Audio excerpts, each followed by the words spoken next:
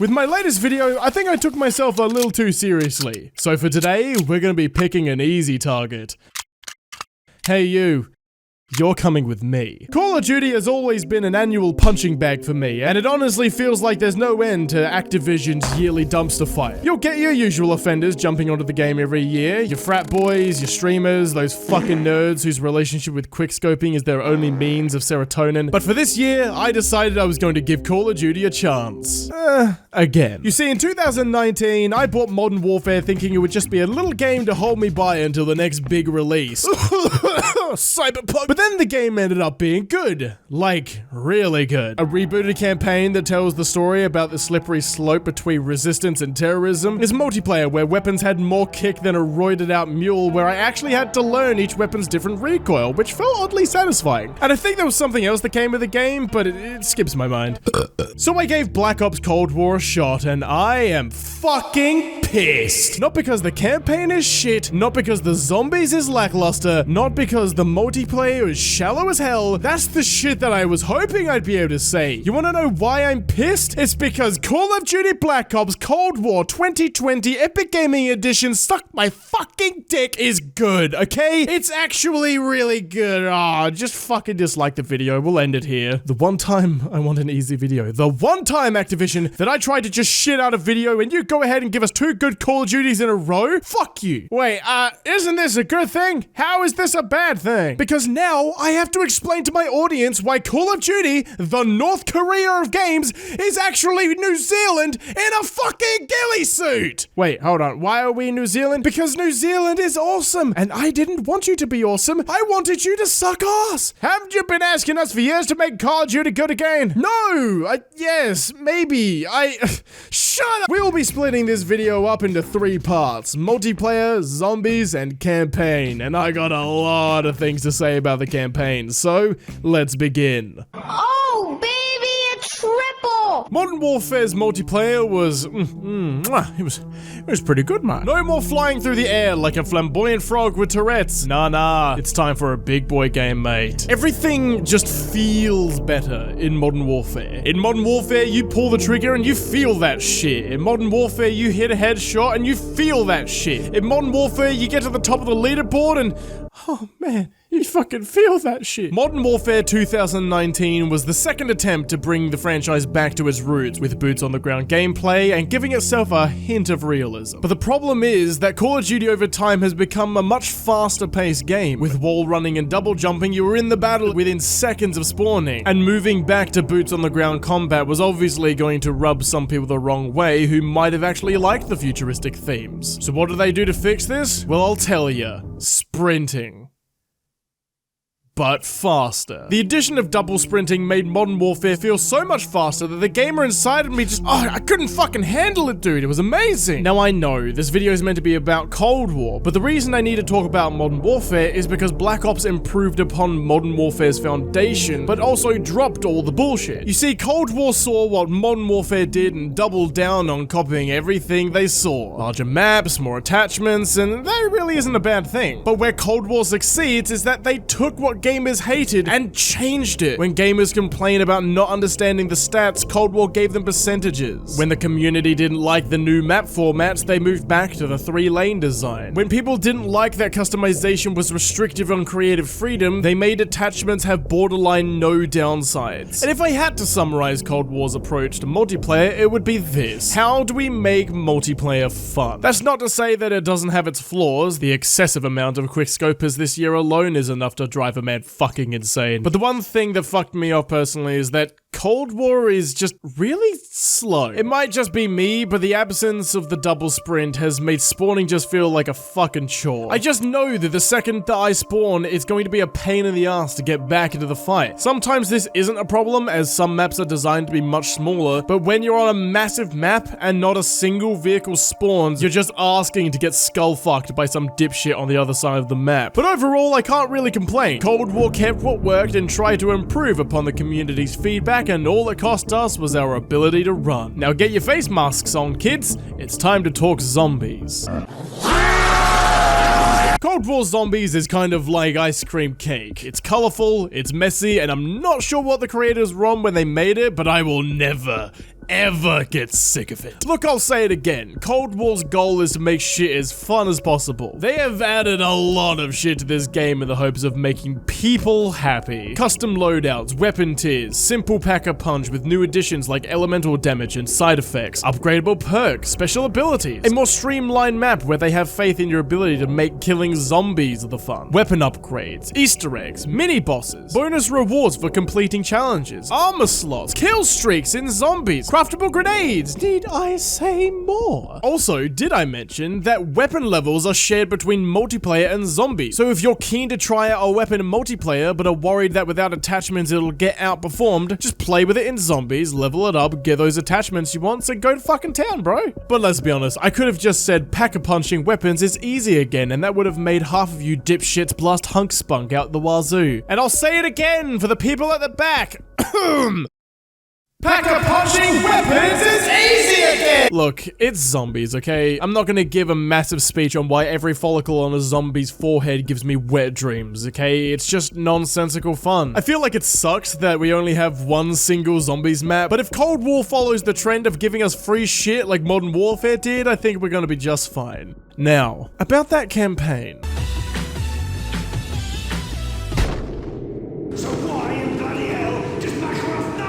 I'm not a big fan of games that glorify the military, so when the trailers showed me otherwise, I was very intrigued. You see, where most Call of Duties focus on the US and how star-spangled assholes are the heroes of every story, Cold War drops those labels. There are no heroes here, just an arrangement of corrupt governments sipping on a nuking civilian casualty cocktail with a hint of shit is fucked for good measure. In Cold War, you play as Bell, a clean slate for you to project yourself into, with customizable options like your name, gender, what government agency you work for, and what skills you specialize in. So in other words, it's an open canvas for you to paint on, but they only give you 2 shades of green and they're both mixed with spit. Thanks, Activision, you're truly bringing creative freedom to a single-player first-person linear narrative-based shooter. Cheers. I guess. Alright, let's get started. Name. Zenny? Ah, no, it's too easy. How about Mick Dickhead? Oh, really? Okay, dipshit. Seriously? Cum guzzler. Wanky Spanky. Hold on, I've got this. Bush did 9/11. Wait, what? Let's take this seriously. Willie. Oh, it worked. Okay, how about Mick Long Schlong? No? Mick Big Willie.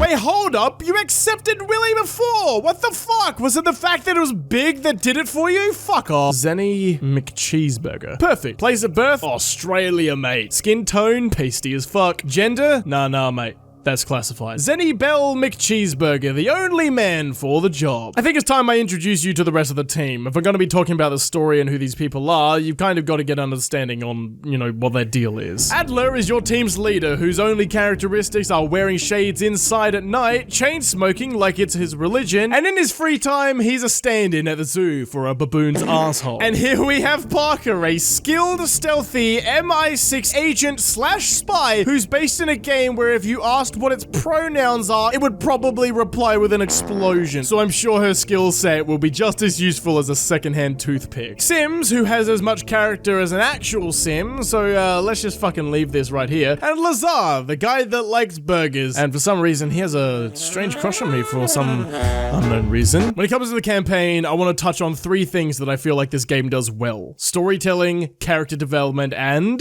the twist. Let's start with storytelling. Call of Duty, in my opinion, has always missed one thing, and that's freedom. When I'm playing as an unnamed shooty gunman, it's hard for me to feel like an important part of the story when all I do is follow orders. So to show you how Cold War combats this, let's look at a specific mission, known as Desperate Measures. In this mission, you play as a double agent working under the Russian government. It's recently come to everyone's attention that there is a mole among them, and everyone's access and clearance has been revoked until they find the mole. However, you need to get that clearance so you can get Adler, Bell, and their team into the building to find what they need. So, what do? Well, that's up to you. The game gives you a vague idea of things you can do, and framing one of your comrades seems like the most viable. But how do you do that? You could reroute the calls that you've been making to the US into his room so it seems like he's a traitor. You could bribe a prisoner into ratting out a completely different commander, leading to someone's arrest. Or you can simply kill one of the commanders whose clearance hasn't been revoked and take their functioning keycard to let Adler and his team in. And I'd like to direct you to this part of the screen. Notice how how there's no gun there? Yeah,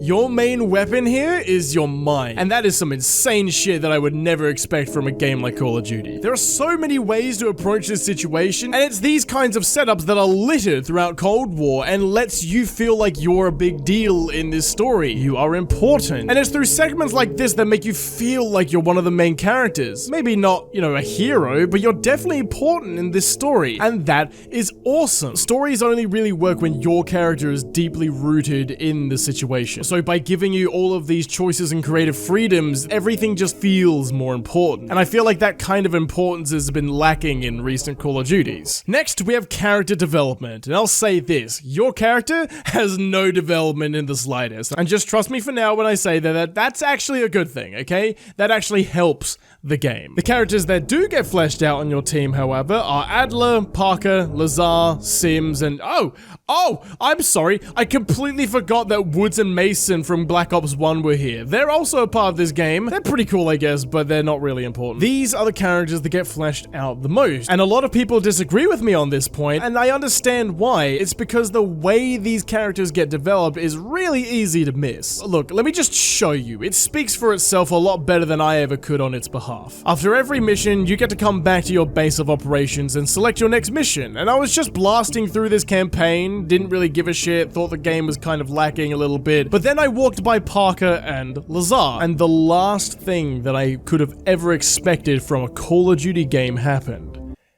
and it was character development. Does the name Madam Shell mean anything to you? Sounds familiar. There's intel crisscrossing ARPANET that her body washed up along the Padios River in Cyprus. Huh. That's so. And her head, 2 kilometers downstream. Reports estimate her death around August of last year. Of all places, you were on assignment in Cyprus this past summer. Coincidence, wouldn't you say? Our line of work is full of coincidences. MI6 was keen on finding her. A rogue double agent gone dark for several years. I suppose she must have exposed herself somehow to the CIA. Leave behind a trail of heads? Bound to get attention. I worked with Madame Shell for 3 years, closely. I trusted her. But the moment I began to suspect something, she knew. I was able to fight her off, but she left me with this parting gift.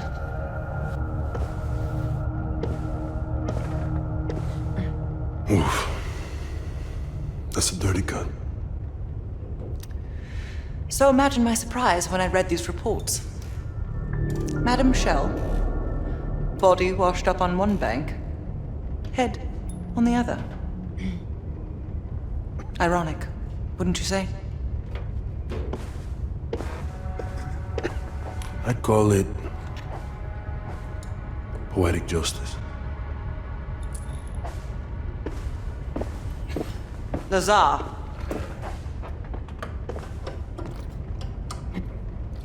Thank you. For what?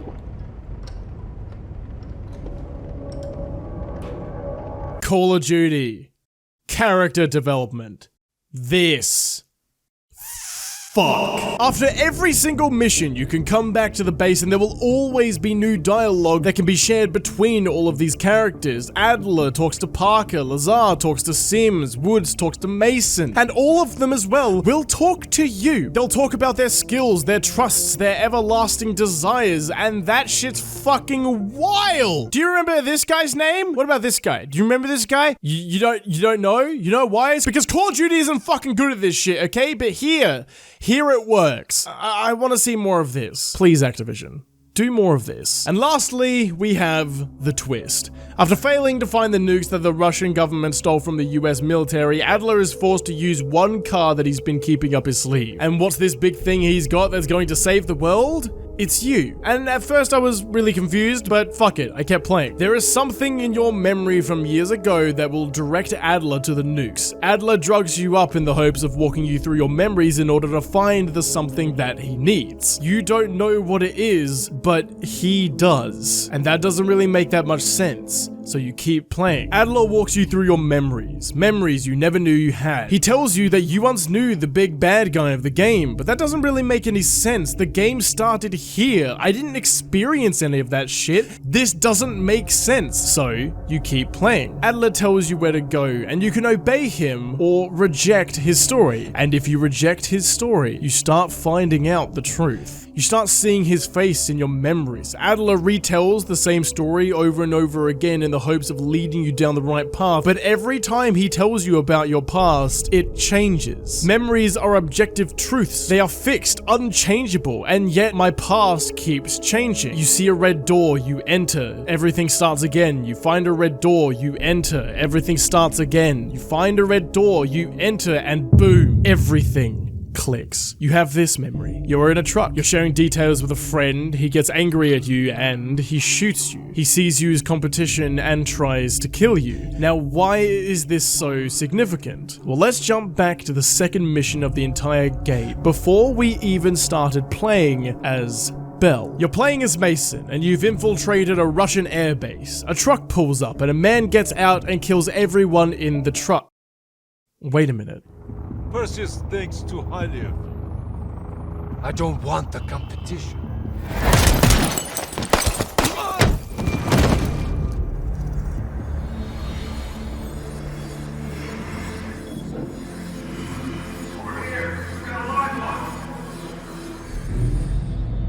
Holy fuck. And then everything starts clicking. This isn't you. You are a Russian commander that has been mentally programmed to believe that he works for the US. When you were making your identity at the beginning of the game, you weren't picking your identity. In this scene here, you're actually playing as Adler, and you're making the fake document that you will end up manipulating yourself into believing is your reality. Bell's reality. And how did Adler get you to obey? By training you with a phrase. We have a job to do. Bell, come on, we got a job to do. We've got a job to do. The trigger phrase kept you in line, but it didn't get us everything we needed. We have a job to do. You had to reach the Soviet bunker. It appears the subject's programming is beginning to take hold. We've got a job to do. Adler gave you a fake name, fake coding, fake psychological clicks so he could control you. And in this level, he's trying to reconnect you with your old memories. When you wake up, Adler tells you the truth. And it is from here that you get to make the decision that will shape the face of the world forever. Do you help the CIA after they tortured you, or do you fall back into line with the Russians and give Adler false information? The game starts with you picking your identity, when in reality, you were never in control of who you were. I'm sorry, but am I playing a Call of Duty right now? Because it sure as hell doesn't feel like it! Cold War is not a perfect game, and there are still a lot of improvements that can be made before I would ever consider this game an 8 out of 10, a 9 out of 10, or fuck it, maybe one day a 10 out of 10. But Modern Warfare and Cold War are steps in the right direction. There are also many hints to Black Ops being set in the same world as Modern Warfare 2019, so it feels like Activision are trying to make something big here. And I'm excited to see where this is going to lead. I'm not going to fully spoil the endings because I genuinely believe Call of Duty Black Ops Cold War is worth a shot. And if we get another Call of Duty that's shit, don't buy it. But I genuinely think that when Call of Duty seems to be trying, we need to reward that so that they keep making this game, not this game. And that was an obnoxious review of Cold War.